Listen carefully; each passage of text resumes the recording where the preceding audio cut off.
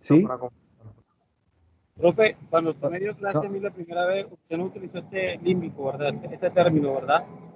sí, claro, Usted lo claro. utilizó. Yo recuerdo que el Por sistema nervioso supuesto, autónomo, por, por parasimpático, simpático. supuesto.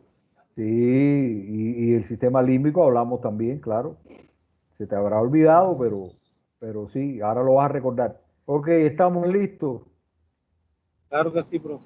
Sí, doctor. Comenzamos. Denme feedback si se escucha. Ok. Ahora que escuchen esta Sí, profe, sí se grabación. escucha.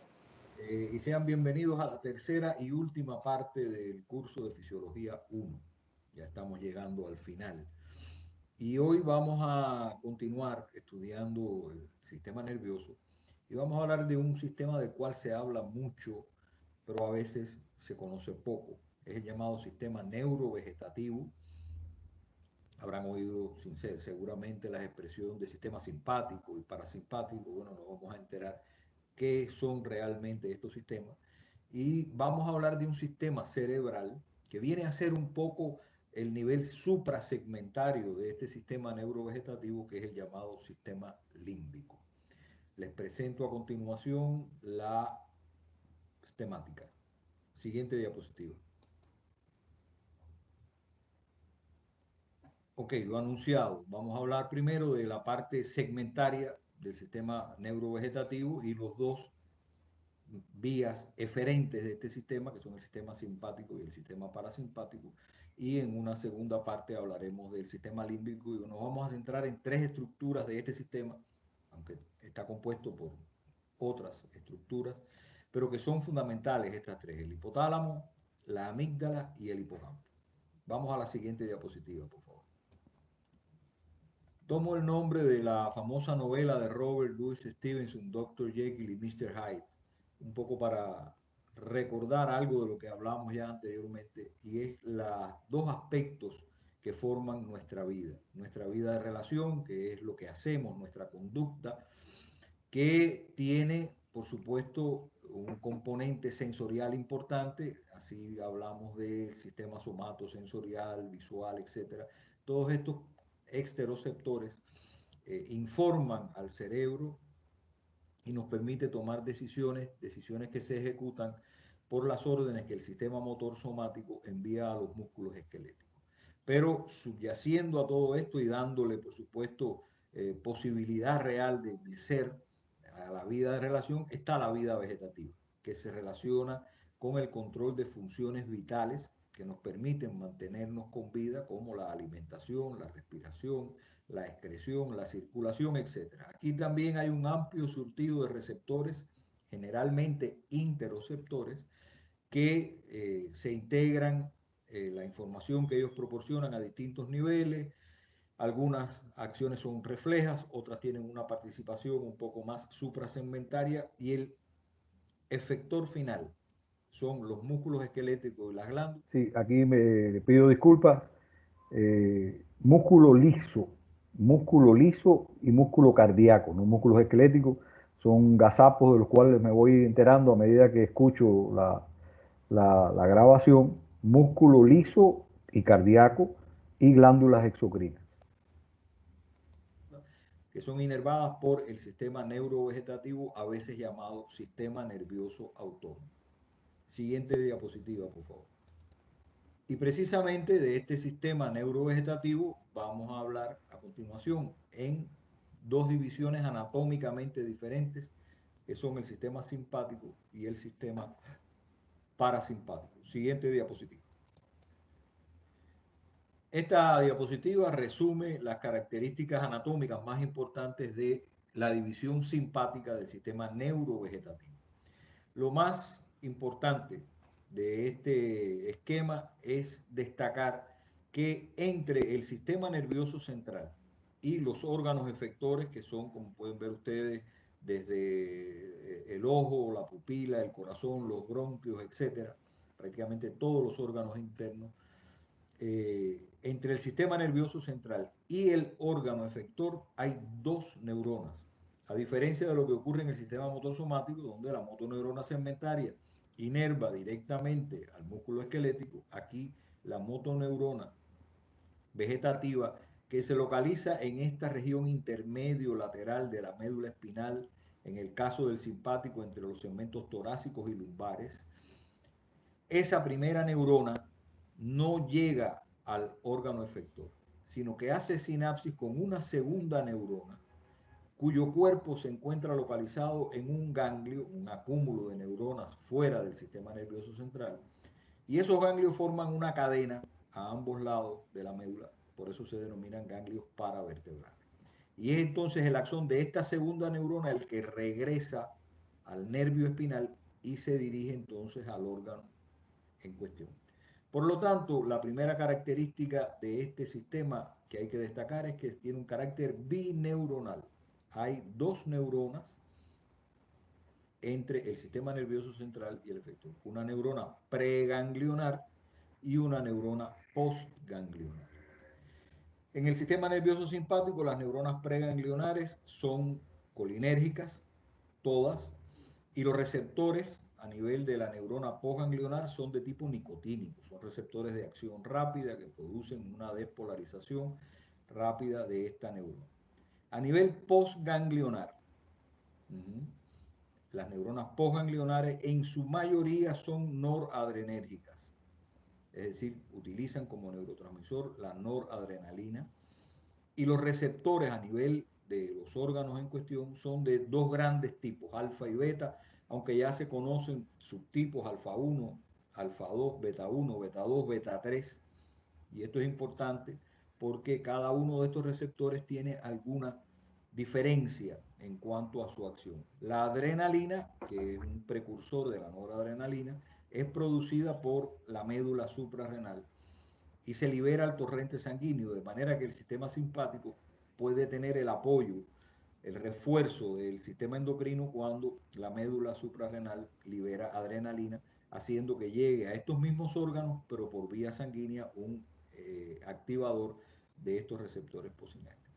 Hay que señalar que algunas fibras postganglionares simpáticas son colinérgicas, por ejemplo, las que se dirigen a las glándulas sudoríparas, y algunos vasos sanguíneos, sobre todo los vasos sanguíneos musculares, reciben esta aferente simpática colinérgica.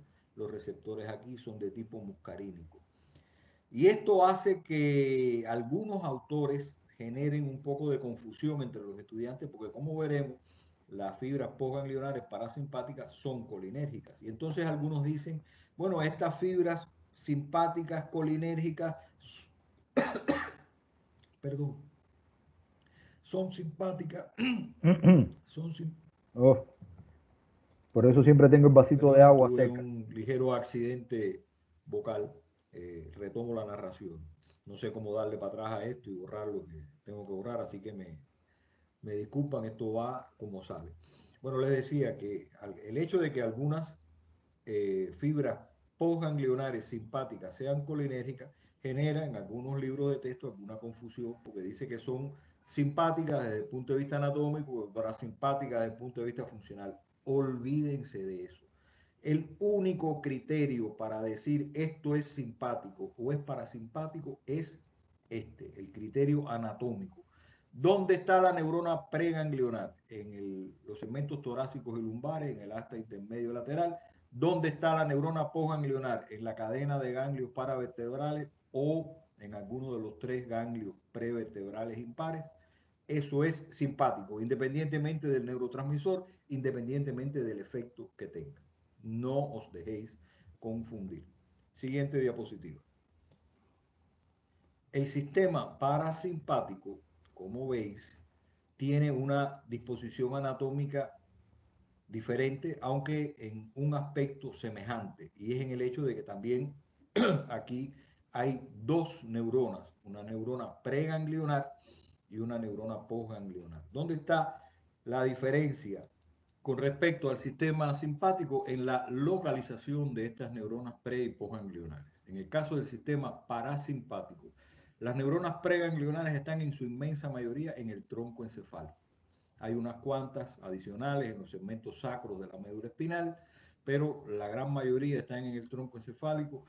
Y el gran nervio parasimpático, aunque no es exclusivamente parasimpático, porque también tiene fibras aferentes, tiene fibras motoras somáticas, pero el 80% de las eferentes parasimpáticas utilizan el 10º par craneal, el nervio vago, para esta función.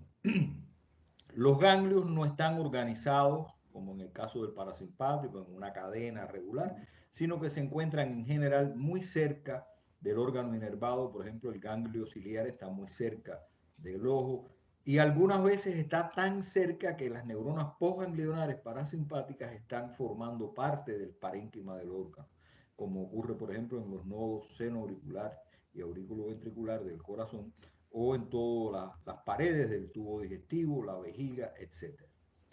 En el caso del sistema parasimpático, las fibras preganglionares utilizan acetilcolina como neurotransmisor, son colinérgicas, y los receptores a nivel de la neurona postganglionar son de tipo nicotínico, mientras que las neuronas postganglionares parasimpáticas son también colinérgicas. Los receptores en los órganos son de tipo muscarínico, es decir, de efectos más de corte metabotrópico. Hay un pequeño componente nitridérgico a nivel sacro. Esto se descubrió a raíz del descubrimiento de la famosa píldora azul, la Viagra, etc. Les invito a que busquen un poco más de información sobre ese componente parasimpático sacral. Profe, ese componente no... Y hay una tendencia a considerar... Dígame. La Viagra o... La Viagra normalmente no se hizo, fue que como un medicamento para la gripa, y el ver los efectos Se secundarios de descubrió ella. el efecto sobre los vasos sanguíneos que inervan los cuerpos cavernosos del pene. Se descubrió por casualidad.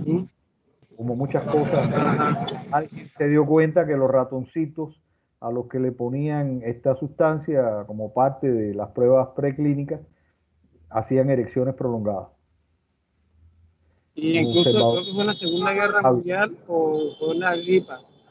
Que No fue en la Segunda Guerra Mundial. El uso que le iban a dar, creo, si no recuerdo mal, aunque no lo puedo asegurar, era como para controlar la presión arterial o algo así. No recuerdo exactamente. Pero obviamente el uso final ha sido el que todos conocemos, ¿no? Dice un cómico cubano que Viagra significa viejas agradecidas. Bueno, cosas que se le ocurren a la gente. Y bueno, y viejos agradecidos también, ¿cómo no? Claro. Ok, bueno, vamos a seguir, vamos a volver al tema, a la ciencia. Un tercer componente del sistema neurovegetativo, el sistema entérico, porque como ustedes bien conocen, todo el tracto digestivo tiene una trama de neuronas, el plexo mientérico, y entonces algunos consideran que esto es una tercera división. Yo no me voy a meter en esa discusión, me quedo con lo clásico, simpático y parasimpático. Noten que las neuronas simpáticas que llegan aquí son postganglionares, mientras que las parasimpáticas que llegan aquí son preganglionares. De manera que la neurona postganglionar parasimpática está formando parte de ese plexo. Esto realmente no sé qué rayos significa. Me imagino que quisieron dibujar una neurona aquí, pero pusieron una sinapsis, de manera que vamos a pensar que es un error del dibujante. Siguiente. ¿Se dan cuenta del error que estoy señalando? Aquí. ¿Lo ven? ¿Ven el marcador? Sí, profesor. Ajá, ahí hay un cuerpo neuronal que no tiene axón. Yo me imagino que este es lo que quiso representar como un axón, pero aquí ha dibujado una sinapsis. Entonces, esto es un disparate. Y llamo la atención por si alguien de repente dice, bueno, ¿esto qué cosa es? Bueno, que sepan que es un error. No es algo desconocido, es simplemente un error del ilustrador que ha dejado esta neurona sin axón y este axón sin cuerpo neuronal. Bueno, ¿se dan cuenta de lo que les estoy señalando? Sí, profe. Ok, Sí, bueno. profe. Hay que tener cuidado con las ilustraciones porque muy frecuentemente aparecen errores o si no errores, tratando de hacer las cosas más claras, simplifican y a veces lo que hacen es complicar. Pero bueno, yo trataré siempre de llamar su atención cuando me encuentre algún gazapo de ese tipo. De diapositiva. Bueno, resumiendo hasta aquí, tenemos que ambos sistemas, simpático y parasimpático, tienen un carácter bineuronal. Hay una neurona preganglionar y una neurona postganglionar. La diferencia está en dónde se encuentra esa neurona. Si la neurona preganglionar está en el asta intermedio lateral de los segmentos medulares torácicos y lumbares, es simpático. Si está en el tronco encefálico o en el sacro, es parasimpático. Si la neurona postganglionar está en alguno de los ganglios de la cadena paravertebral o en alguno de los tres prevertebrales impares, es simpático. Si está en un ganglio muy cerca del órgano o dentro del parénquima, es parasimpático. Por esta disposición anatómica, a veces se le llama al sistema simpático sistema tóraco-lumbar y al parasimpático sistema cráneo-sacro. Siguiente diapositiva.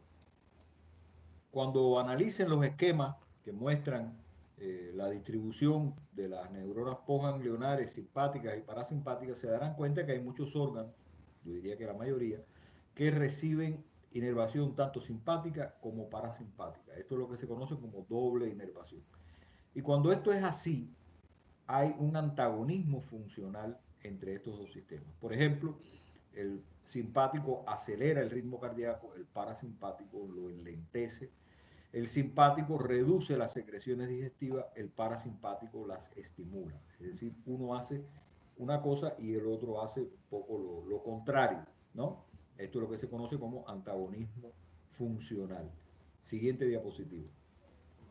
Sin embargo, este antagonismo funcional tiene otra característica y es que aunque los dos tienen efectos opuestos, hay uno que predomina, que es más importante, porque está más distribuido dentro del órgano o porque tiene un efecto más potente. Y así, por ejemplo, en todo lo que es el sistema cardiovascular, el sistema dominante es el simpático, mientras que en todo lo que tiene que ver con las funciones digestivas, el sistema dominante es el parasimpático, es el que predomina. Y esto es importante porque a la hora de tratar una disfunción autonómica es mucho más eficiente buscar una droga que interactúe con el sistema funcional predominante. Por ejemplo, para cualquier afección cardiovascular se buscan siempre drogas que interactúen con el sistema simpático. Para alteraciones en el tracto digestivo, pues son más eficientes las drogas parasimpáticas. Siguiente diapositiva. Estos dos sistemas, simpático y parasimpático, ojo, importante, conceptualmente importante, son el componente eferente en los llamados reflejos vegetativos. Por supuesto, como cada reflejo, estos reflejos vegetativos tienen receptores, tienen vías aferentes, como se muestran aquí, por ejemplo, en el sistema varoreceptor, en el arco aórtico, el seno carotidio. Eso llega a la médula oblongada a través de los pares craneales 10 y 9. Esa es la vía aferente, pero esa vía aferente no es ni simpática ni parasimpática. Esas señales llegan a un centro llamado centro cardiomotor o cardiovascular, aquí en la formación reticular del tronco encefálico, que no es ni simpático ni parasimpático y tiene vías eferentes que sí son simpáticas o parasimpáticas. Es decir, son solo el componente eferente del arco de los reflejos vegetativos. ¿Okay? En el caso del reflejo varoreceptor, el componente es simpático. En el caso del reflejo de salivación, pues el componente es parasimpático. Siguiente diapositiva. Resumiendo entonces, el sistema neurovegetativo está constituido por un doble sistema de control motor vegetativo. Estamos hablando de músculo liso y glándulas de secreción externa. Ambos tienen un carácter bineuronal, son funcionalmente antagónicos cuando hay doble inervación, pero siempre hay uno de los dos que predomina. En términos generales, el simpático es el principal controlador del sistema cardiovascular, el parasimpático es el principal controlador del sistema digestivo, y son uno u otro el componente eferente de los arcos reflejos vegetativos. Siguiente diapositiva. En el libro de texto hay una tabla muy completa que yo les aconsejo que se la aprendan porque les va a servir durante toda la vida, donde se muestra el efecto de la activación simpática y parasimpática sobre diferentes zonas. Y aquí podemos ver algunos ejemplos. Por ejemplo, en la pupila el simpático causa dilatación pupilar, el parasimpático la constriñe, el simpático aumenta la frecuencia cardíaca, el parasimpático la disminuye. El simpático reduce las secreciones digestivas, el parasimpático las aumenta. Produce el simpático vasoconstricción periférica y vasodilatación muscular. El parasimpático no tiene efecto, no hay inervación parasimpática a los vasos sanguíneos. El simpático produce liberación de glucosa en el hígado. El parasimpático no tiene ningún efecto sobre esta función. El simpático disminuye la motilidad intestinal y el parasimpático la aumenta. Siguiente diapositiva. Entonces, ¿cómo pudiéramos resumir, sintetizar, darle sentido a estas acciones que estos dos sistemas realizan? Bueno, si nos fijamos en la lista que les he puesto para el caso del sistema simpático, la estimulación, la activación de este sistema dilata la pupila, podemos ver mejor. Aumenta la frecuencia cardíaca, el corazón está funcionando como bomba más eficientemente y esto permite aumentar el gasto cardíaco. Las secreciones digestivas y la motilidad intestinal se reducen. Hay una vasoconstricción periférica, pero los vasos sanguíneos musculares se dilatan de manera que la sangre se dirige predominantemente al músculo esquelético, el hígado comienza a liberar glucosa y todo esto tomado en su conjunto nos muestra un individuo que está preparado para la acción, para el trabajo, e incluso cuando la activación es muy fuerte y se involucra, por ejemplo, la liberación de adrenalina por la médula suprarrenal, es la llamada reacción de alarma del simpático, ese individuo está preparado para la hazaña, para hacer cosas que normalmente no hace o que incluso considera que no puede hacer, pero que en este momento de activación intensa del sistema simpático es capaz de realizar. Por eso se dice que el sistema simpático es un sistema ergotrópico, es un sistema que nos prepara para la acción, el trabajo, el desafío, mientras que el sistema simpático tiene un efecto diferente, es el sistema recuperador. La pupila se constriñe, el corazón disminuye su ritmo y aumentan las funciones digestivas, aumentan las secreciones, aumenta la motilidad y estamos entonces preparados para, a través de las funciones de alimentación, las funciones tróficas, recuperar lo que hemos gastado durante el esfuerzo. Así, por ejemplo, durante nuestra vida suele haber un intercambio en el tono simpático y parasimpático durante el día, los periodos de actividad, hay un ligero predominio del tono simpático. Cuando llegamos a la fase de reposo, pues hay un ligero predominio del tono parasimpático. ¿Ok? Bueno, siguiente diapositiva. Profe, entonces la adrenalina actúa en el parasimpático. ¿Cómo es?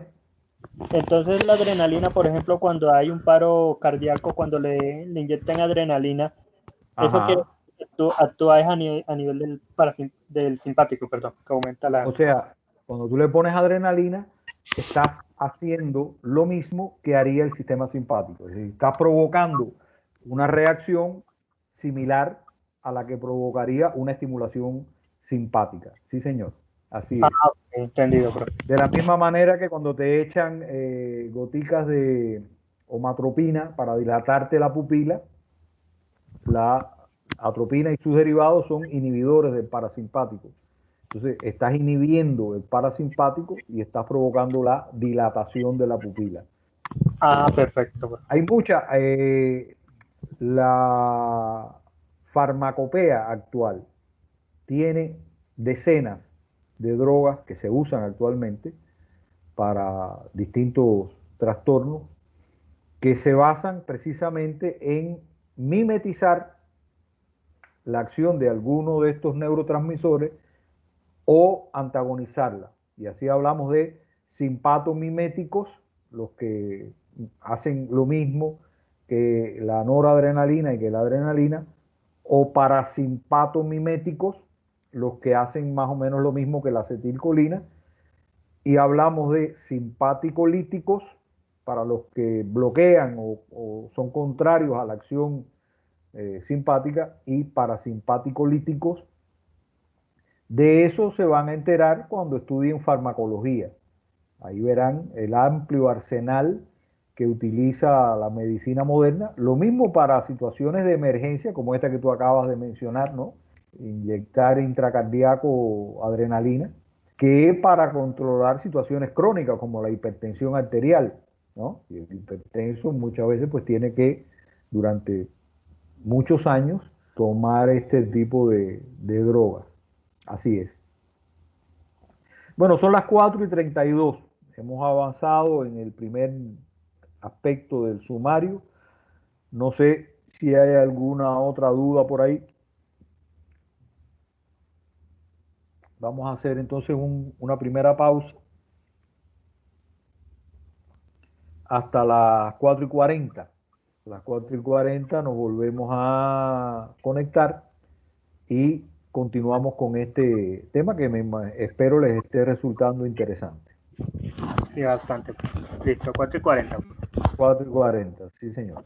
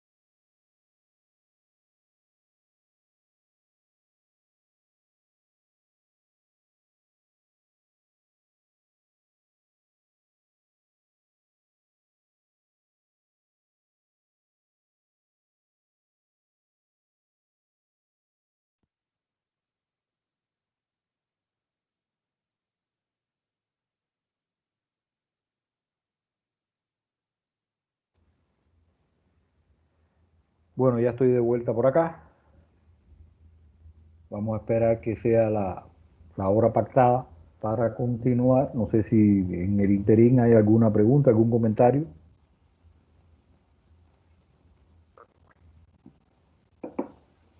Por mi lado no, profe. Por el mío tampoco, profe. Bueno, está bien, ¿no? Si alguien tiene algo, pues lo dice ahora o no calla para siempre, como se suele decir, lo pueden preguntar en otro momento, pero bueno, es un momento para llenar este espacio de tiempo en que estamos esperando que todos se reincorporen para continuar. ¿Cómo van saliendo en los parciales hasta ahora? ¿Han hecho ya algunos? Mañana el primero de anatomía, profe. Mañana, anatomía. Ah, bueno. ¿Qué están viendo en anatomía ahora? Pues lo último que vimos fue sobre neuroimágenes Ajá, y pues ajá, aprendimos a identificarlas y ya. pues mediante pues si se veía negro o blanco, si estaba hiperdenso, hipodenso. T1, T2. Y también No, eso no. tórax. Y también Tórax. Ujú. tórax. Sí, Tórax. señor. Porque ustedes Hola, dan anatomía, ustedes dan anatomía regional.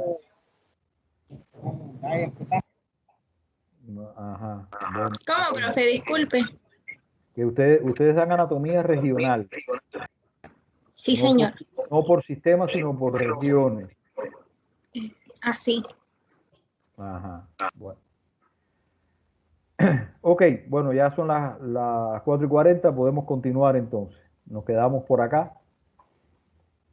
Continuamos. Continúan con este audio sobre sistema neurovegetativo y sistema límbico. Así que por favor, si no lo dije antes, lo digo ahora. Pasamos a la siguiente diapositiva. Y como anuncia el sumario, pues vamos a hablar del sistema límbico. Siguiente diapositiva, por favor.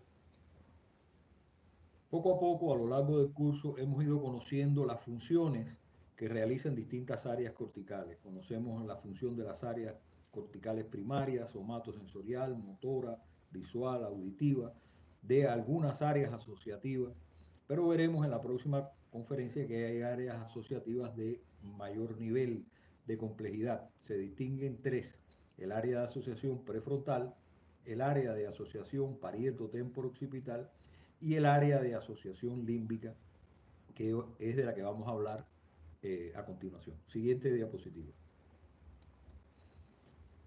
El nombre de sistema límbico a este conjunto de estructuras encefálicas lo debemos a Paul Broca, el gran neurólogo francés, que hablaremos más de él en la próxima conferencia en relación con las áreas del lenguaje. Él fue el que introdujo este concepto. Por otra parte, este concepto de lóbulo límbico o sistema límbico se asocia evolutivamente con el concepto de rinencéfalo o cerebro olfatorio o cerebro nasal, que fue introducido por Henry Turner. Es un sistema complejo, ha sido difícil desentrañar las relaciones entre estas estructuras. Una de las primeras logros en este sentido fue la descripción de un circuito que hizo James Papez, y en el desarrollo de este concepto, Paul MacLean introduce el concepto de cerebro visceral o cerebro límbico, que está formado por estructuras corticales y subcorticales. Él habla de paleo, arquicorteza, que forman lo que él dio en llamar nuestro cerebro emocional, y la neocorteza cerebral, que forma nuestro cerebro cognitivo. Siguiente diapositiva. Y haciendo un poquito de historia, nos remontamos unos años atrás, 220 millones de años, en el periodo Cretáceo, cuando todavía los grandes reptiles dominaban el planeta. Aparecen dentro de estos grupos de dinosaurios un grupo, los llamados terápsidos, que son los que dan origen a los mamíferos. Hay formas transicionales descritas. Aquí en la parte inferior derecha ven una imagen de cómo debió verse uno de estos mamíferos primitivos, y arriba una imagen de un mamífero actual, la musaraña, que es quizás el que más se parece a estos mamíferos primitivos. Ellos vivían en un mundo dominado todavía por los grandes reptiles, y grandes bosques tropicales cubrían enteramente la superficie del planeta, de manera que la vista no era un telereceptor muy útil porque los árboles impedían ver más allá de unos metros. El oído tampoco tenía un gran alcance, de manera que el sistema telereceptor más importante para estos mamíferos era el olfato. Y así su cerebro se desarrolla fundamentalmente para procesar estas señales olfatorias. Este es el rinencéfalo del cual se habla. Cuando desaparecen los grandes reptiles, hace unos 60, 65 millones de años, los mamíferos hacen una gran radiación adaptativa y se desarrollan otras estructuras cerebrales, y este cerebro olfatorio o rinencéfalo va quedando un poco sepultado, encerrado, oculto por estas áreas neocorticales que se desarrollan. Siguiente diapositiva. Pero, por supuesto, el cerebro olfatorio y las estructuras asociadas con él sigue existiendo y sigue realizando sus funciones y sigue adquiriendo nuevas funciones. De manera que nuestro sistema límbico es lo que queda en los cerebros actuales de ese cerebro olfatorio primitivo o rinencéfalo. Se distinguen ahí estructuras corticales, estructuras subcorticales, que vamos a ver más adelante. Siguiente diapositiva.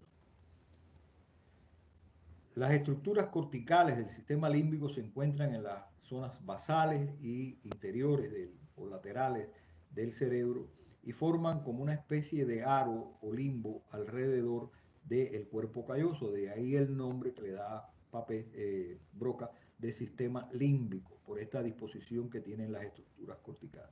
Pero hay también componentes subcorticales, entre los cuales se destacan tres, que son a los que vamos a dedicar los siguientes minutos: el hipotálamo, la amígdala y el hipocampo.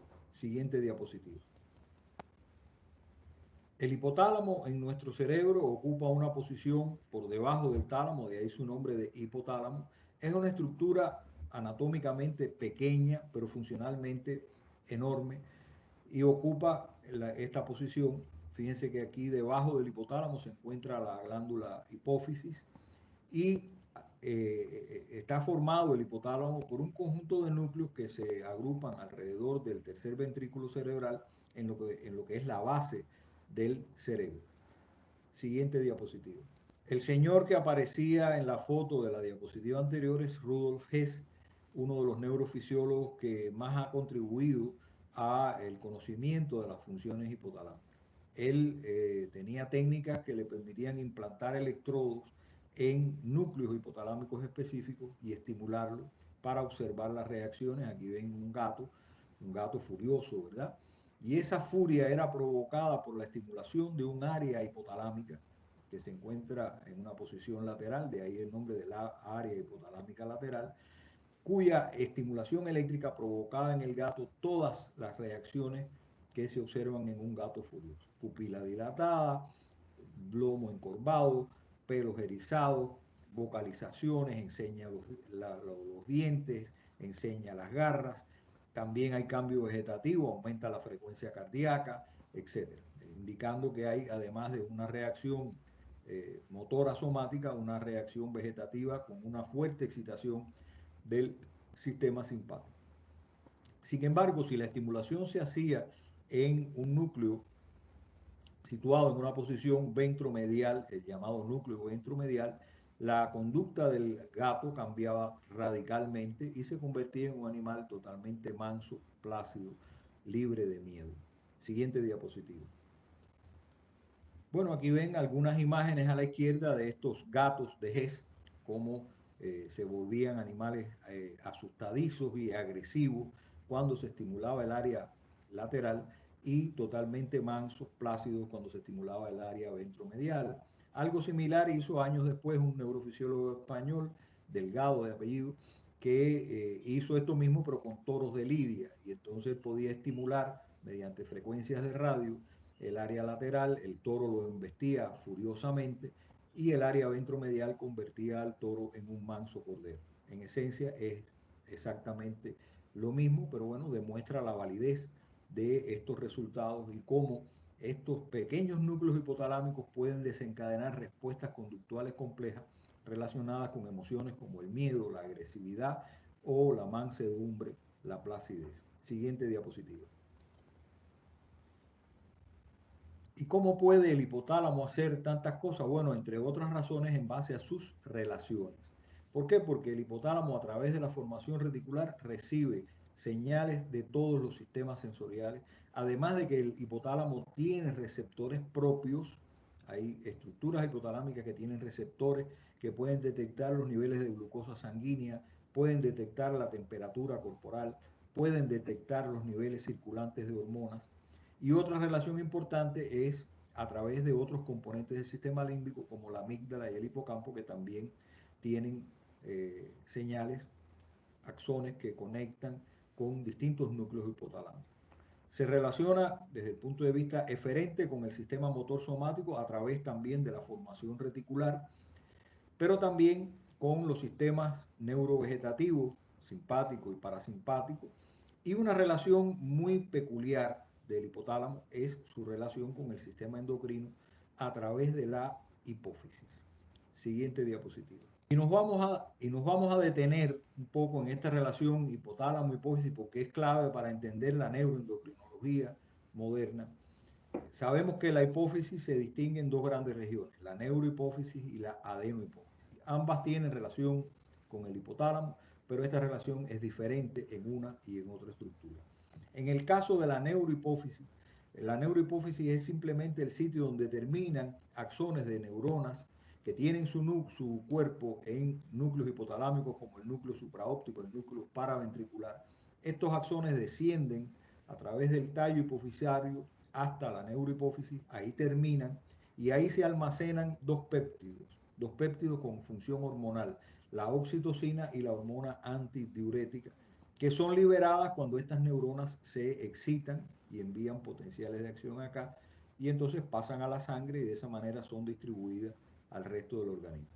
La parte anterior de la hipófisis, la adenohipófisis, que como ustedes saben tiene una población de neuronas, de células secretoras que producen una serie de hormonas, como la hormona de crecimiento, las hormonas que controlan las funciones sexuales, la función tiroidea, etc.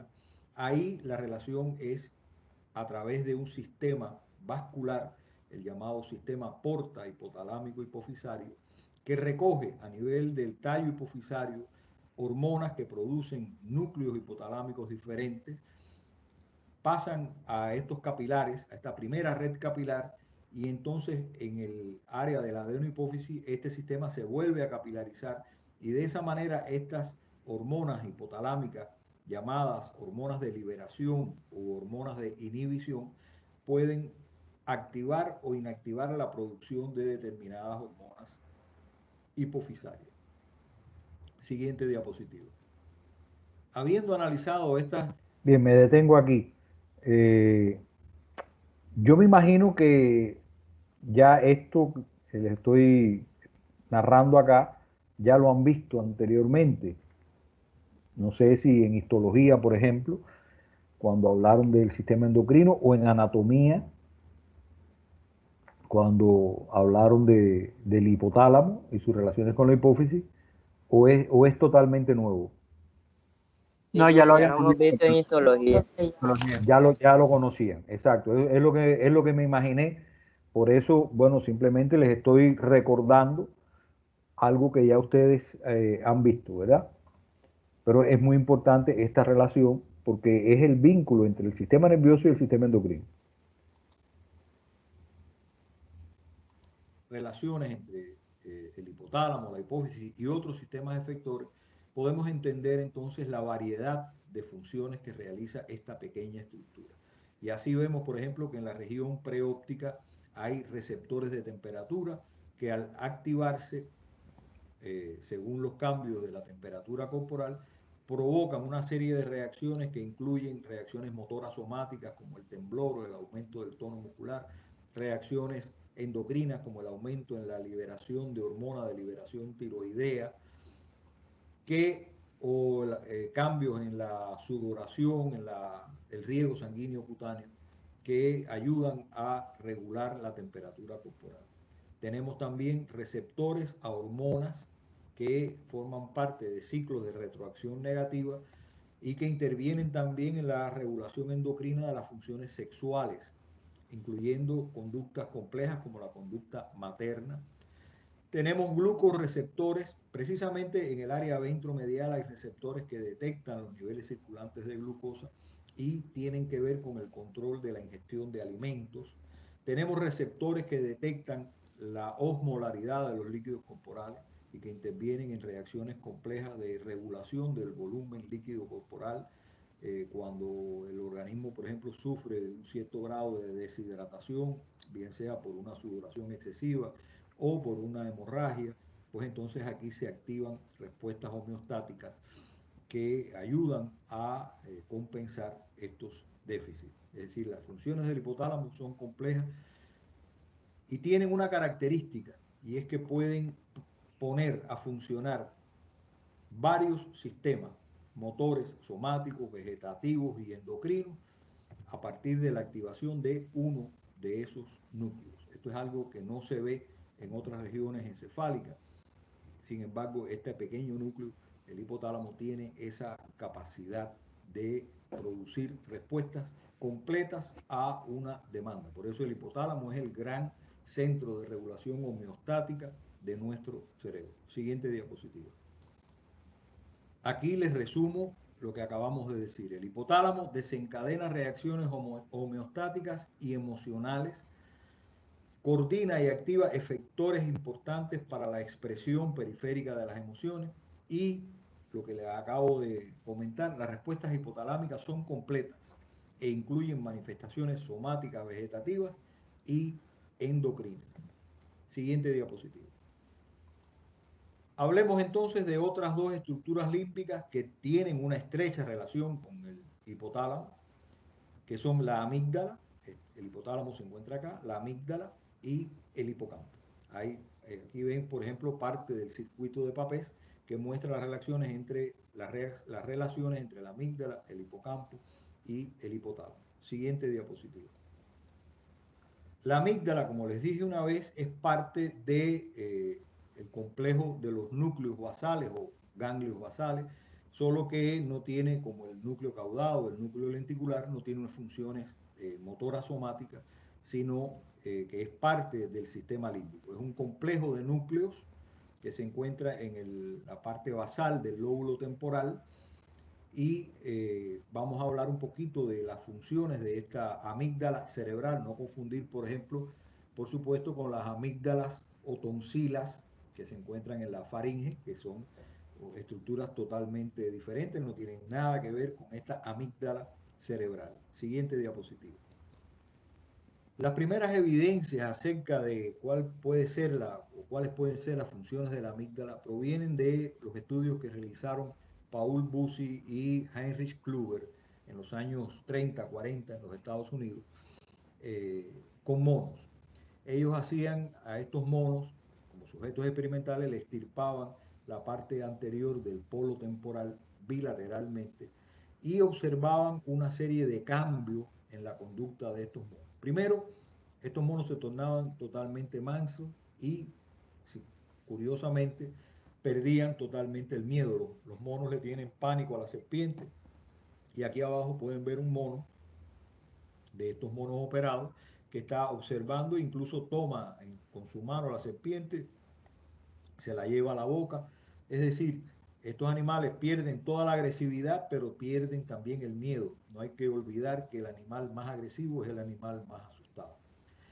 Tienen un incremento exagerado de la sexualidad, tratan de fornicar con cualquier cosa, reaccionan exageradamente a estímulos visuales, aunque tienen dificultad para reconocer de qué se trata. Eso es lo que se conoce como agnosia visual o ceguera psíquica.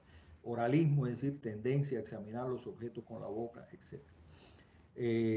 Después se hizo posible disecar los componentes de este síndrome y se pudo demostrar que la extirpación de la amígdala era la principal responsable de esta mansedumbre total y esta pérdida absoluta del miedo en estos animales.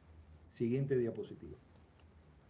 Estos hallazgos relacionando la amígdala con estas reacciones emocionales de miedo, mansedumbre, etcétera, pudieron ser confirmados después por técnicas en roedores, en ratas, la llamada técnica de autoestimulación cerebral, que consiste en lo siguiente: se colocan, se implantan en el cerebro de la rata, en determinadas regiones, electrodos que pueden ser estimulados por un estimulador cuando se oprime una palanca, y esto le lleva a esa zona del cerebro de la rata un estímulo.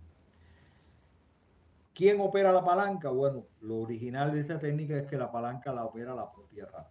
La rata explora este sitio, cuando se coloca en él, descubre la palanca y la oprime. Un poco el qué es esto, ¿no? Explorar el entorno para conocerlo. Y de repente recibe una corriente eléctrica en una zona de su cerebro. Y sorpresivamente hay zonas del cerebro que cuando la rata se estimula una vez, se vuelve a estimular de manera repetitiva. Aparentemente pudiéramos pensar que a la rata le gusta esa estimulación. Hay otras zonas del cerebro que, al ser estimuladas, la rata, por supuesto, evita volver a tocar la palanca.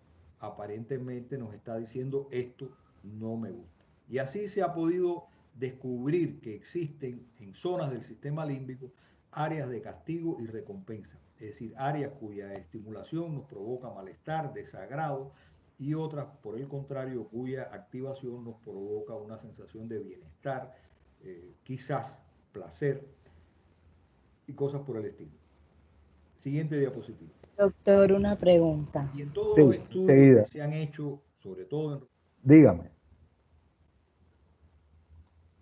Dígame, le Doctor, escucho. bueno, teniendo en cuenta lo que usted dijo ahora sobre las consecuencias que tenía en el extirpar la amígdala, mi pregunta es si todos los pacientes sufren estos cambios, por ejemplo, No, la a ver, mansedumbre, la pérdida del miedo. te explico.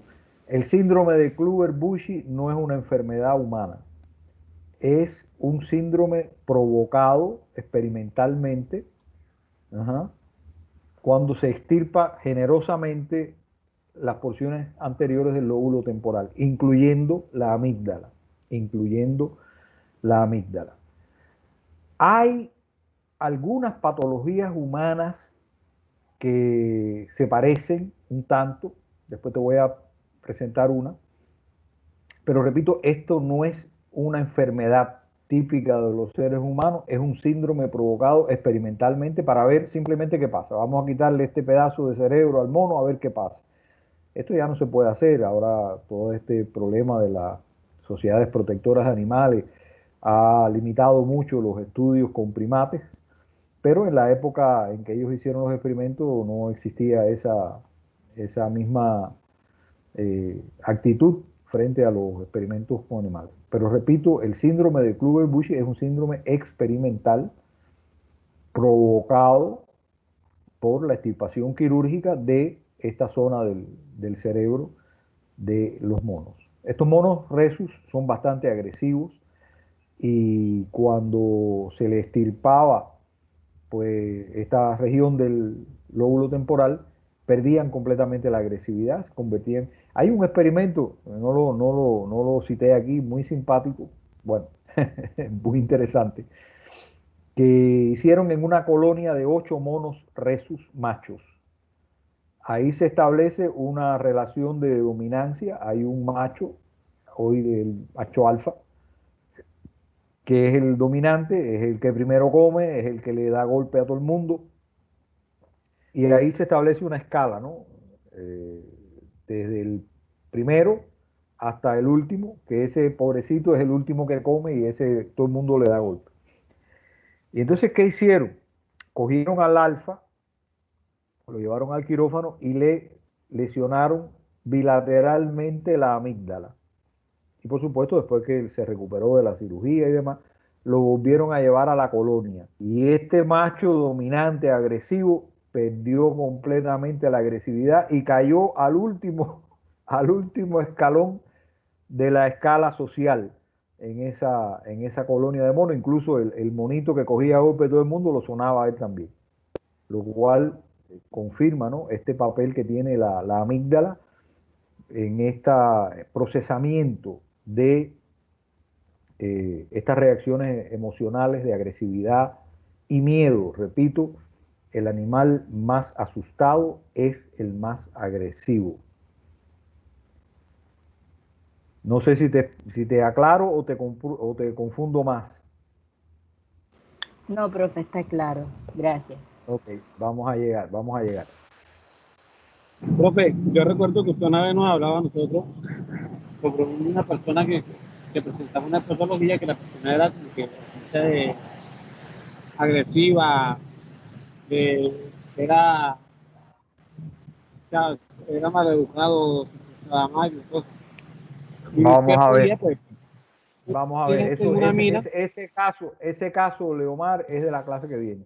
Mira, la muchacha que me preguntaba ahorita, esto lo voy a adelantar, después lo van a escuchar de nuevo, pero hay una enfermedad hereditaria, se llama enfermedad de Urbach-Wiese, donde hay en algunos casos una calcificación bilateral de la amígdala.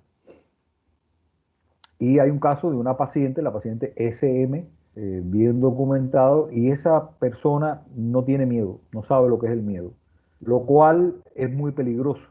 Vivir sin miedo puede ser muy peligroso porque simplemente la persona se atreve a cosas que normalmente cualquier otra persona evitaría, y es una patología humana donde hay cierta similitud en lo que a esto se refiere con el síndrome de Kluver-Bucy. Bueno, vamos a volver a donde nos quedamos. Nos quedamos acá viendo los experimentos de Olds y Milner. Miren que las cosas que se le ocurren a los investigadores, ¿verdad? Qué técnica más relativamente sencilla y cuántas cosas nos ha dicho acerca del funcionamiento del cerebro. Para delinear este sistema motivacional del cerebro, la amígdala siempre aparece como un componente fundamental en este sistema. De manera que la amígdala parece ser un centro evaluador de una pregunta muy fundamental. ¿Esto que estoy sintiendo me gusta o no me gusta? ¿Me parece bueno o me parece malo? Siguiente diapositiva. La amígdala, como ya les dije, es un conjunto de núcleos en la parte anterior del lóbulo temporal. Aquí ven algunos de estos núcleos. Se distinguen dos regiones, la región basolateral y la región central. La región basolateral es fundamentalmente aferente, es decir, es la que recibe información de otras áreas cerebrales, y la región central es fundamentalmente eferente. La amígdala recibe información también de todos los sistemas sensoriales, todos los sistemas que pasan por el tálamo envían proyecciones a la región basolateral de la amígdala, y asimismo la región central se relaciona con todos los efectores, y uno de esos efectores fundamentales es el hipotálamo. El hipotálamo es la parte efectora de este sistema límbico, y la amígdala funciona más bien como un evaluador del carácter afectivo de cada experiencia sensorial. Siguiente diapositiva. Y por supuesto hay estudios en humanos que demuestran que efectivamente la amígdala tiene también que ver con esta evaluación afectivo-emocional que realiza el cerebro. Este es un estudio clásico, un poco antiguo, por eso las imágenes de resonancia magnética funcional no son muy nítidas, pero muestra efectivamente que cuando se le presentan a una persona fotos de rostros con emociones fuertes de placer o de miedo, o rostros indiferentes, la amígdala se activa cuanto más fuerte es la emoción que muestra el rostro de la persona. Como este se han realizado muchísimos estudios y todos coinciden en que efectivamente la amígdala se activa ante imágenes que evocan emociones fuertes. Siguiente diapositiva. Otro proceso importante relacionado con la amígdala es la llamada memoria emocional.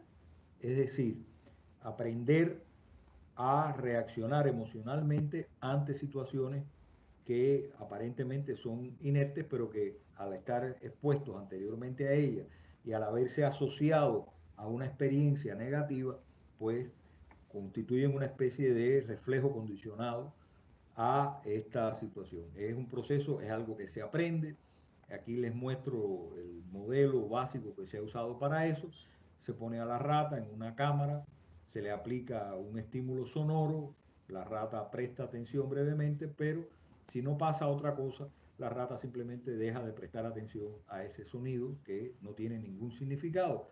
Sin embargo, si el sonido se asocia con un estímulo eléctrico aplicado a las patas, la próxima vez que el animal escuche ese sonido, pues va a mostrar reacciones características de un animal asustado, y esto se comprueba a nivel somático, a nivel vegetativo. Aquí abajo pueden ver curvas que miden distintas variables fisiológicas que demuestran efectivamente que este animal tiene miedo. Eso es lo que se llama miedo condicionado y es una forma de memoria emocional.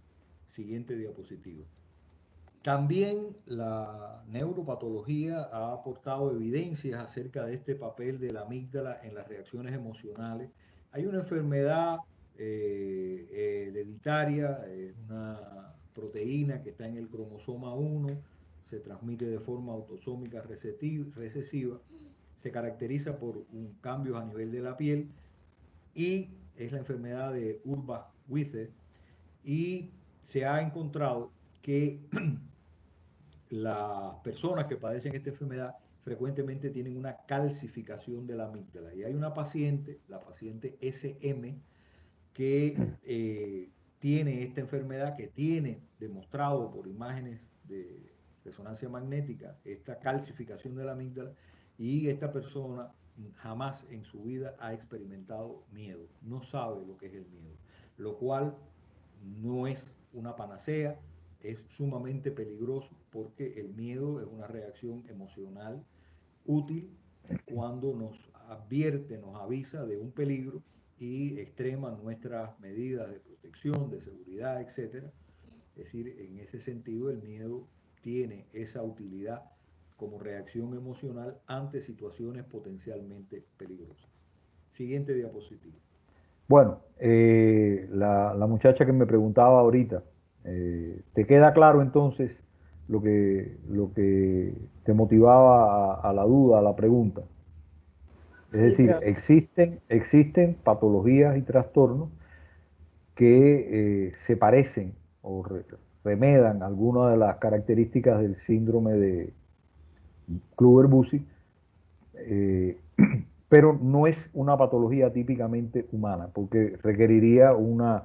Claro, a veces en cirugía se hacen extirpaciones por distintas razones, extirpaciones generosas de tejido cerebral, digamos un traumatismo intenso, tejido dañado, y hay que resecar, hay que retirar toda esa zona y se pueden entonces presentar trastornos similares, pero repito, no es una patología típicamente humana este síndrome de Kluver-Bucy con todas sus manifestaciones.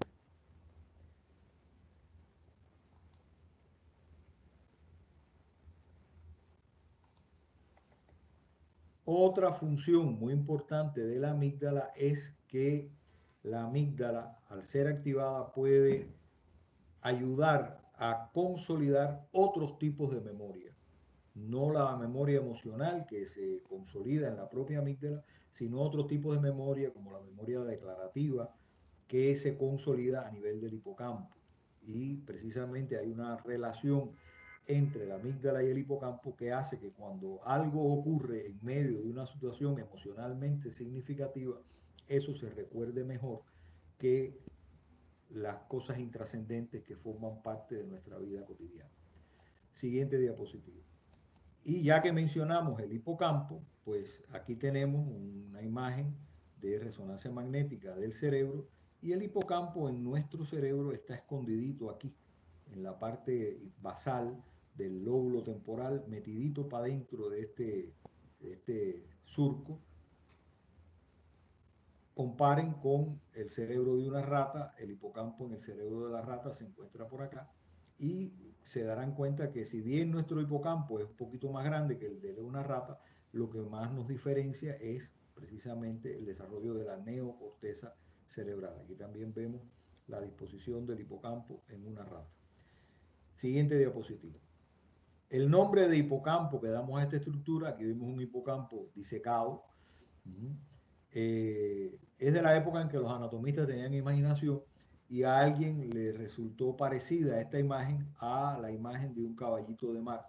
El nombre científico de esta especie es Hippocampus y de ahí el nombre de hipocampo que hemos dado desde entonces a esta estructura. Siguiente diapositiva. Y como sucede otras veces en neurofisiología o en la fisiología, las primeras evidencias de que el hipocampo tenía algo que ver con la memoria provienen de un caso clínico famoso, que es el caso del paciente HM, Heinrich Molaison. Ya sabemos cómo se llama, porque hace 2 años falleció a una edad bien avanzada.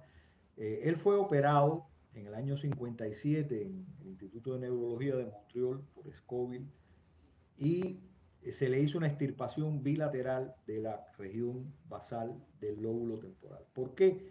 Porque él tenía una epilepsia que no respondía al tratamiento farmacológico, le provocaba crisis a repetición, con estatus epilépticos incluidos, y el foco estaba precisamente en esta zona. Entonces se le hizo esa intervención, se le extirpó toda esta región del lóbulo temporal, aquí lo ven en una vista basal, aquí en un corte coronal,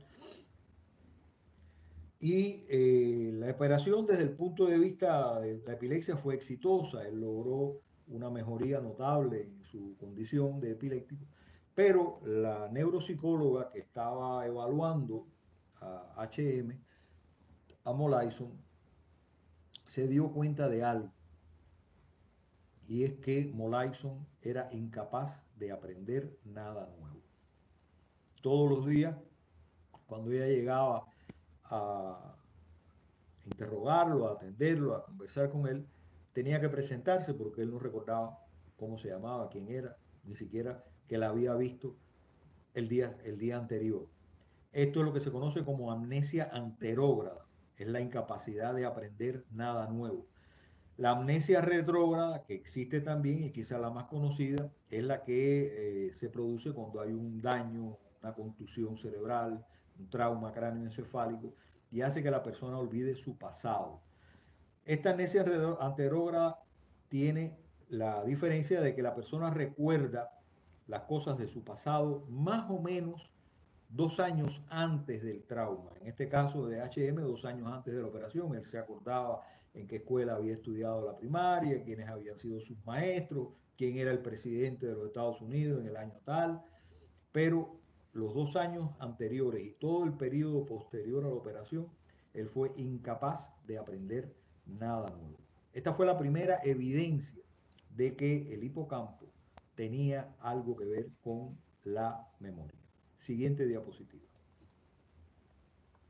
Otro tipo de memoria, la llamada memoria espacial, es decir, el saber dónde estoy y cómo llegar a un determinado sitio, también tiene relación con el hipocampo. Esto fue descubierto por John O'Keefe y Lynn Nader en los años 70, porque ellos encontraron en el hipocampo de ratas que había células en el hipocampo que eran muy activas cuando el animal estaba en un determinado sitio. Este es la arena circular donde se coloca la rata y ella empieza a explorar y se empieza a mover. Y cuando está aquí, esta neurona se hace muy activa. Sin embargo, cuando la rata se mueve para acá, esta neurona se silencia y se activa otra. Y así, para cada locación, para cada sitio dentro de ese espacio en que la rata se encontrara, se activaban neuronas diferentes. Ellos le dieron el nombre de place cells, células del lugar. Con eso se ganaron el premio Nobel del año 2013, si no recuerdo mal, por el descubrimiento de estas place cells y la relación del hipocampo con la memoria espacial. Es un clásico de las demencias de Alzheimer, donde una de las estructuras que primero se afecta es el hipocampo, el viejito que sale de su casa a hacer determinadas compras y de repente no sabe cómo regresar a su casa. Es una evidencia de esta relación entre hipocampo y memoria espacial.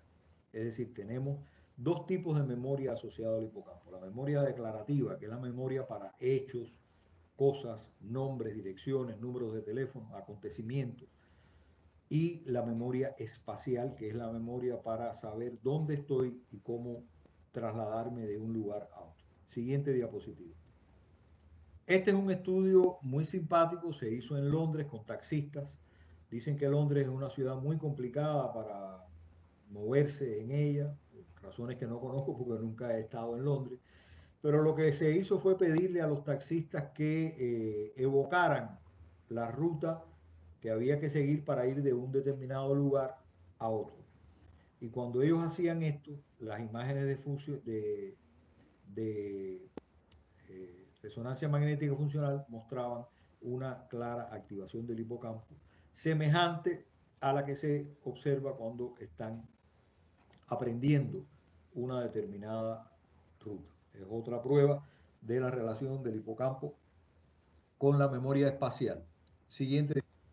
E incluso en las aves hay evidencias de esta relación del hipocampo con la memoria espacial. Hay aves, llamadas aves forrajeras, porque dedican casi todo su tiempo durante los meses de primavera, verano y otoño a colectar alimentos, por ejemplo, semillas, y esas las van guardando en determinados sitios. Pero de poco les serviría al herrerillo, que es un ejemplo de esas aves forrajeras, hacer todo este trabajo si cuando llegue el invierno no recuerda dónde puso las semillas. Y se ha encontrado que estas aves forrajeras tienen el equivalente en las aves al hipocampo, que es el hiperestriatum ventral, tienen esta estructura más grande, más voluminosa, tienen más neuronas ahí, que especies de aves que no hacen esto, es decir, que no guardan para después. Una prueba más de la relación de la memoria espacial con el hipocampo. Siguiente diapositiva. Bueno, hemos hablado de memoria y tenemos que referirnos a un aspecto importante, y es que se reconocen al menos dos fases en la memoria. Cuando nos enfrentamos a una experiencia cualquiera, eso se almacena, se guarda en una especie de memoria que tiene una duración de 4 a 6 horas. Por ejemplo, la memoria de trabajo, saber dónde tengo el instrumento que voy a utilizar. Se guardan en este almacén de memoria a corto plazo, que es lábil. Cualquier evento traumático que ocurra durante este intervalo puede hacer que esa memoria se pierda, se borre. Por lo tanto, para que este contenido de memoria se haga estable, duradero, fuerte, tiene que convertirse en lo que se conoce como memoria a largo plazo. Y el proceso que permite este cambio de esta memoria a corto plazo en una memoria a largo plazo recibe el nombre de consolidación. La memoria a largo plazo se reconocen dos grandes tipos de memoria: la memoria declarativa, también llamada memoria semántica, porque son cosas que podemos expresar con palabras, ¿no? El número de teléfono de fulanito es el tal, tal, tal y más cual. Aquel día yo estaba en ese lugar y vi que llegó fulano. Eso es memoria declarativa. Es lo que normalmente cuando hablamos de memoria pensamos en este tipo de memoria, pero hay formas no declarativas de memoria, como es por ejemplo la memoria procedural. Memoria procedural es lo mismo que habilidad motora. Yo puedo tocar el piano, pero no puedo poner en palabras eso que estoy haciendo. Lo puedo demostrar, lo puedo hacer, pero no puedo decir, no es equivalente a utilizar palabras. O la memoria emocional. Esas son formas de memoria no declarativa. Hemos visto entonces que esta memoria declarativa parece que tiene como estructura clave el hipocampo. Esta memoria no declarativa tiene un conjunto de estructuras claves. Nos interesa sobre todo la relación de la amígdala con la memoria emocional. Siguiente diapositiva. Y yo dediqué los últimos 25 años de mi vida profesional a estudiar las relaciones entre la emoción y la memoria declarativa, utilizando una técnica de registro electrofisiológico a nivel del hipocampo, el llamado giro dentado del hipocampo. Poníamos electrodos en estos axones que vienen de la corteza entorrinal y terminan haciendo sinapsis con las neuronas del giro dentado, y podíamos, mediante registros electrofisiológicos, evaluar la eficacia del proceso de transmisión sináptica. Siguiente diapositiva. Y cuando esta estimulación eléctrica a estos axones que van al hipocampo se hace de manera repetitiva con alta frecuencia, la respuesta de las neuronas hipocampales, aquí ven un potencial evocado hipocampal típico, este es la llamada espiga poblacional, porque es el resultado de la descarga de potenciales de acción por muchas neuronas, no por una sola, y observan aquí un registro después de haber aplicado un estímulo repetitivo de alta frecuencia, un estímulo tetánico, y observen cómo la respuesta de la población es diferente ante el mismo estímulo que se aplicó acá. Ahora la respuesta es mucho mayor. Este aumento de la eficacia de la transmisión sináptica es lo que se conoce como LTP o Long Term Potentiation. Es un mecanismo de plasticidad sináptica y es la base celular de la memoria y de las formas de recuperación funcional que se observan en personas que han sufrido algún trauma de determinada región de su cerebro. Tiene una duración variable de horas, días, semanas, meses, años. Hay quien piensa que algunas pueden durar toda la vida. Eso, por supuesto, no está experimentalmente demostrado, es sumamente difícil, pero sí lo suficientemente larga como para ser la posible base celular de la memoria a largo plazo. Siguiente diapositiva. Y por allá por el año 95, mi buen amigo Klaus Reimann hizo un experimento muy simpático y muy ingenioso, y es que él provocó una potenciación de corta duración, apenas 6, 7 horas, ya estaba prácticamente al nivel basal en ratas, pero a un grupo de estas ratas las deprivó de agua durante 24 horas y les permitió beber pocos minutos antes o pocos minutos después de inducir la LTP. ¿Y qué pasó? Bueno, que la LTP en estos animales no es que fuera más grande, sino que duraba más tiempo. Esto le llamó reforzamiento conductual, es decir, el estado emocional, en este caso la rata al beber siente una gran satisfacción porque está sedienta, lleva 24 horas sin beber, y eso modifica el curso temporal de la LTP. Nosotros estudiamos ese fenómeno, les muestro ahora algunos resultados. Siguiente diapositiva. Bueno, y esta diapositiva pues resume 25 años de trabajo. Logramos demostrar que este reforzamiento conductual implicaba la participación de la amígdala, pero no solo de la amígdala, también de otras estructuras como el locus ceruleus, que provee inervación noradrenérgica al hipocampo y al septo medial, que a su vez provee inervación colinérgica al hipocampo. De manera que cuando se produce una acción cualquiera, esa evaluación se hace a través de las proyecciones talámicas a la corteza y así podemos saber dónde estamos, con quién estamos, qué estamos escuchando, es decir, podemos conocer el qué y el cómo. Pero esa situación se evalúa desde otro punto de vista, desde el punto de vista afectivo, y ahí interviene la amígdala.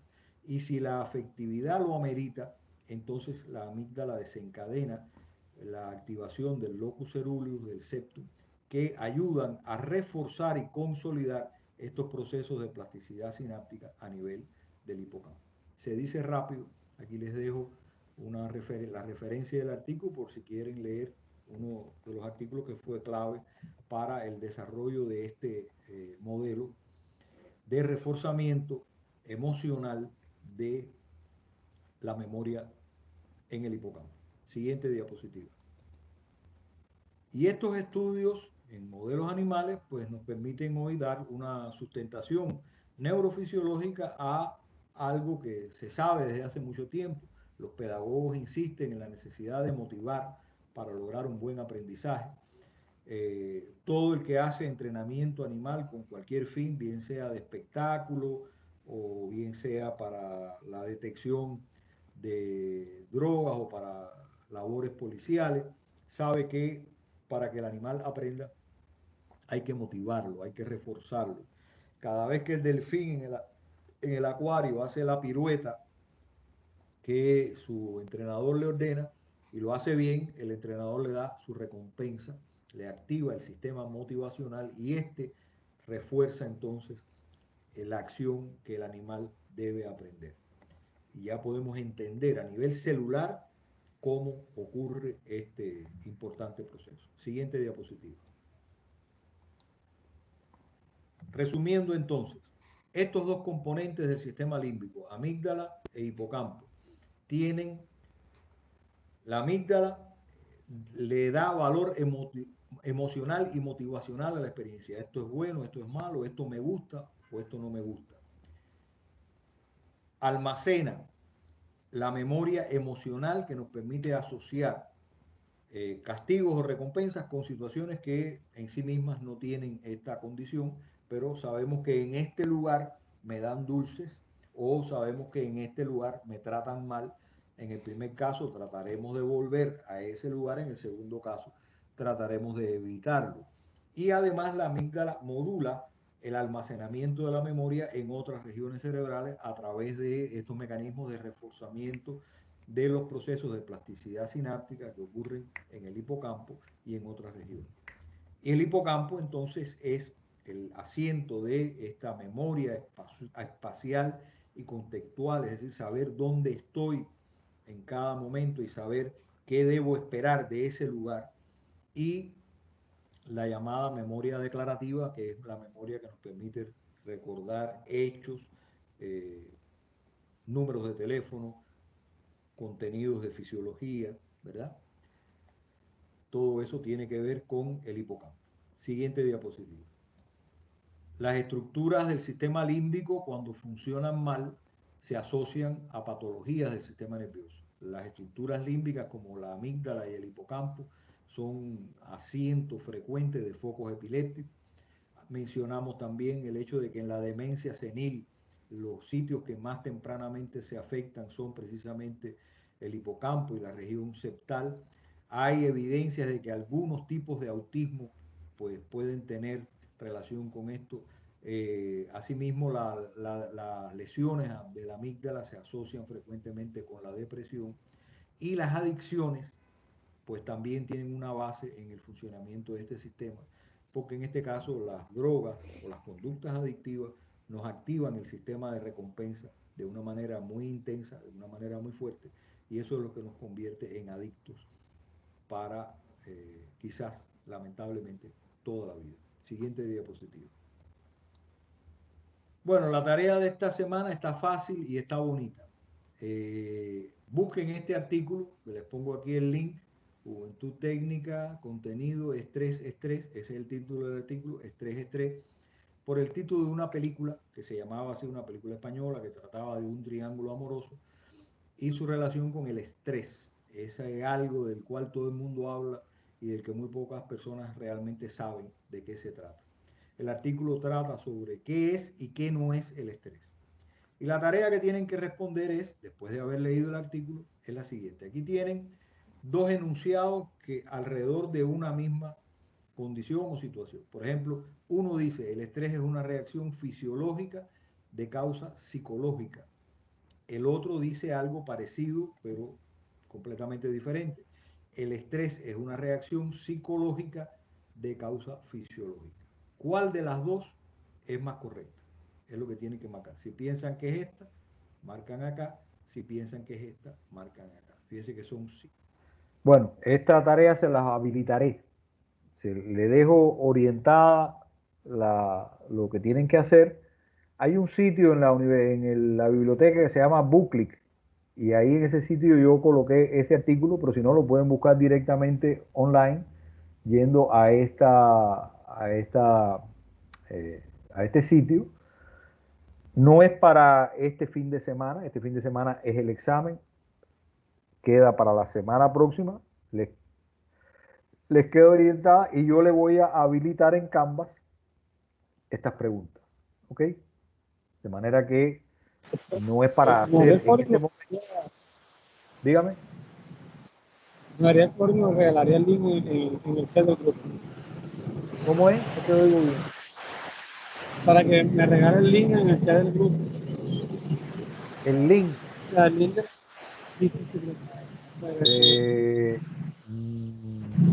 Está en la conferencia, lo pueden buscar, aquí está. Aquí está, ustedes pinchan ahí. Uno lo puede enfocar, o sea, uno lo puede. Aquí está ¿lo ven? Sí. Ajá, ahí está el artículo, estrés. Se lo leen.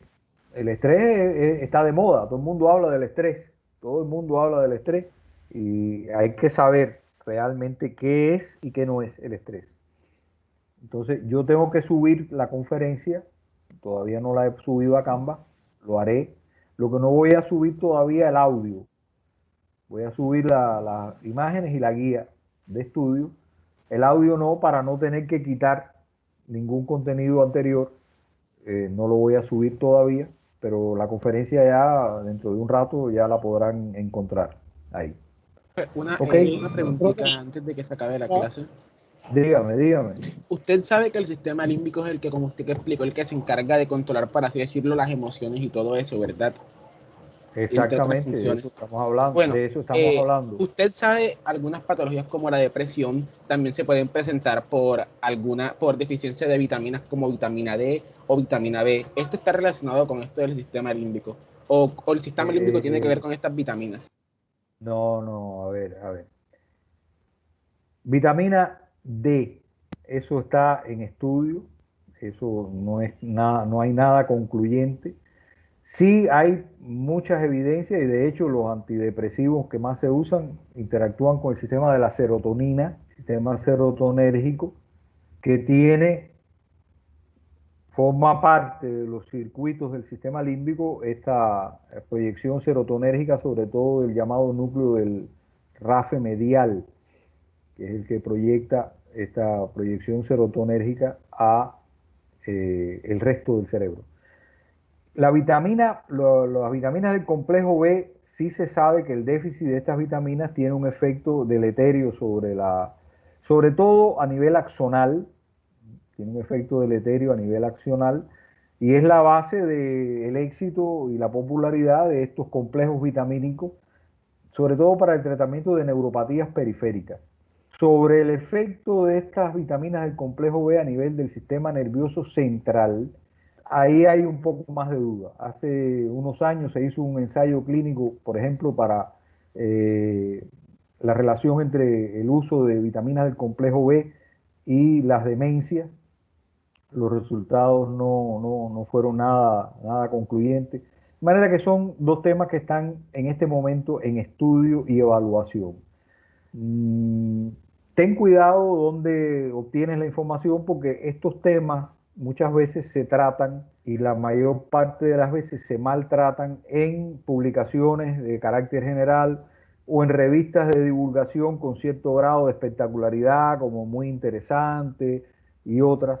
Y hay que tener cuidado porque muchas veces estas cosas se exageran un poco. Estos son dos temas que están en evaluación y estudio, pero todavía no hay resultados concluyentes que permitan afirmar la relación que hay con enfermedades o trastornos neuropsiquiátricos como la depresión. Bueno, Listo, profe, muchas gracias. voy a terminar con un asalto. Esto es lo que le llaman un flash mob, un asalto cultural. De repente estás en un sitio y empiezan a llegar personas, empiezan a sonar una música por acá, por allá, y de repente estás inmerso en un concierto o en un espectáculo danzario, etcétera. Estos son lo que le llaman flash mob, asaltos culturales. Ojalá todos los asaltos fueran de este tipo. Y hay una obra musical, se llama Carmina Burana, que en latín significa Canciones de Boyden, compuesta por un alemán, Karl Orff. El texto de las canciones son poemas escritos en el siglo X, siglo XI, por un tipo de monje trashumante que le llamaban los goliardos, que andaban de aquí para allá eran grandes bebedores, grandes fornicadores, etc. Los textos de las canciones de Boyden distan mucho de ser textos piadosos.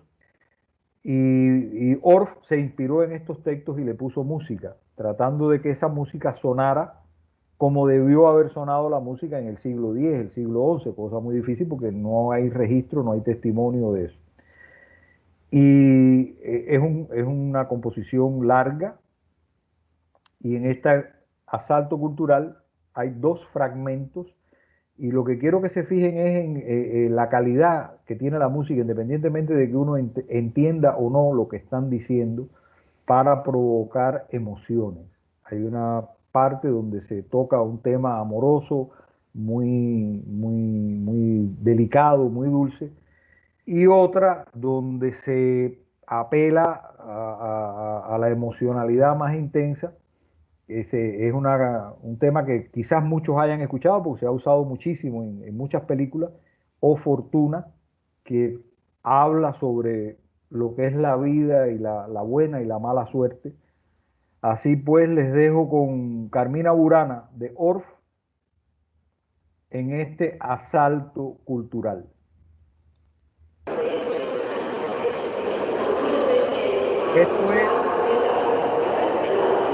Esto es una estación de trenes en Viena. Espérate, que ya me di cuenta que no están viendo nada. Sí, eso le iba a decir. Gracias, no, siempre avísenme porque a veces me olvido de que no estamos viendo lo mismo. Bueno, les decía, esto es una estación de trenes en Viena, ¿no? Y de repente empiezan a pasar estas cosas.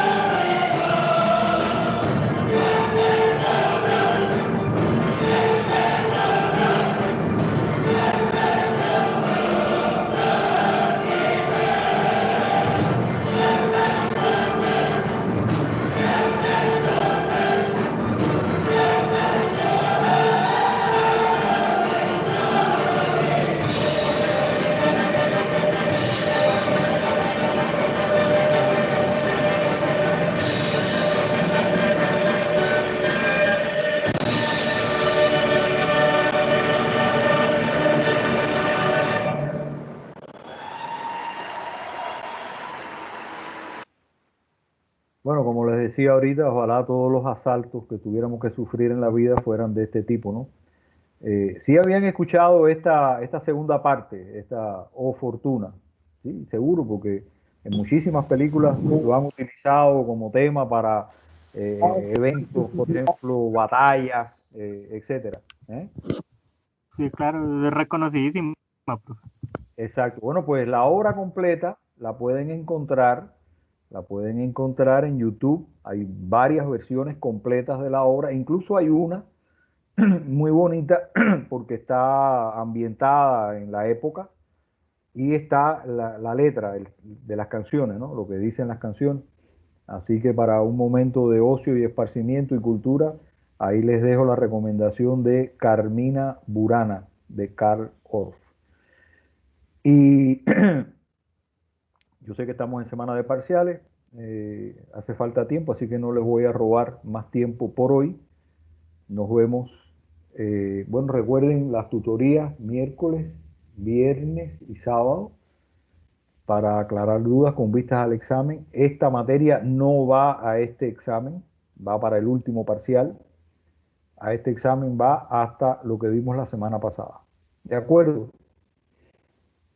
Entendido. Claro, Pórtense bien, estudien mucho, buenos resultados en los parciales y pues nos estamos viendo. Chao. Listo, profe. Chao, profe. buena semana, profe. Listo, profe, gracias.